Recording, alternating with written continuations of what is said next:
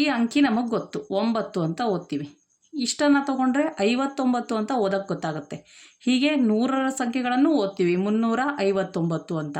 ಹಾಗೆ 1000 ಸಂಖ್ಯೆಗಳವರೆಗೂ ನಾವು 4ನೇ ತರಗತಿಯಲ್ಲೇ ಕಲ್ತ್ಕೊಂಡ್ಬಂದಿದ್ದೀವಿ 8359 ಅಂತ ಹೇಳಿ.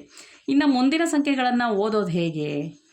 ಈಗ ನೋಡಿ, ಇದರಲ್ಲಿ ಏನು ಮಾಡಬಹುದು ನಾವು ಅಂತಂದರೆ, ಇದನ್ನು 100ರ ಗುಂಪು ಅಂತ ಹೇಳಿ ಮಾಡ್ಕೋಬೋದು.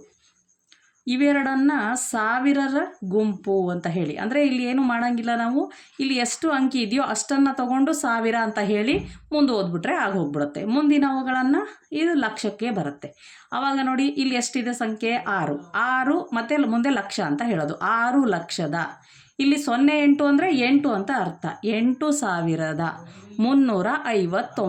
ನೋಡಿ, ತುಂಬ ಈಸಿಯಾಗಿ ಬಿಡಿ 10, 100, 1000, 10,000, ಲಕ್ಷ ಅಂತ ಸ್ಥಾನಗಳನ್ನು ಎಣಿಸೋದೇ ಬೇಡ, ಸೀದಾ ನಾವು ಓದ್ಬಿಡ್ಬೋದು. 6,08,359. ಹಾಗೆ ಇಲ್ಲಿ ಅದೇ ರೀತಿ ಗ್ರೂಪ್ ಮಾಡ್ಕೋಬೇಕು.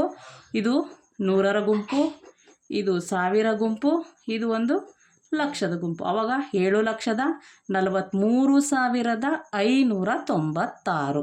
ತುಂಬ ಈಸಿಯಾಗಿಯೇ ನಾವು ಓದ್ಬಿಡ್ಬೋದು. ಹೀಗೆ ಇಲ್ಲಿ ಬಂದರೂ ಇಲ್ಲಿ 100ರ ಗುಂಪು, 1000, ಲಕ್ಷ, ಕೋಟಿ. 9,83,65,978. ಅಂದರೆ ಇದು 100ರ ಗುಂಪು, 1000, ಲಕ್ಷ, ಕೋಟಿ. ನೋಡಿ, ಇಲ್ಲಿರೋ ಸಂಖ್ಯೆ ಹೇಳೋದು, ಕೋಟಿ ಹೇಳೋದು. 9 ಕೋಟಿ. ಇದು 2 ಸಂಖ್ಯೆನ ತಗೊಂಡು ಲಕ್ಷ ಹೇಳೋದು, 83 ಲಕ್ಷದ. ಇವೆರಡು ಸಂಖ್ಯೆ ತಗೊಂಡು 1000 ಹೇಳೋದು, 65,000ದ. 978 ಅಂತೂ ನಾವು ಈಸಿಯಾಗೆ ಕಲ್ತೇ ಬಿಟ್ಟಿರ್ತೀವಿ. ಆವಾಗ 9,83,65,970.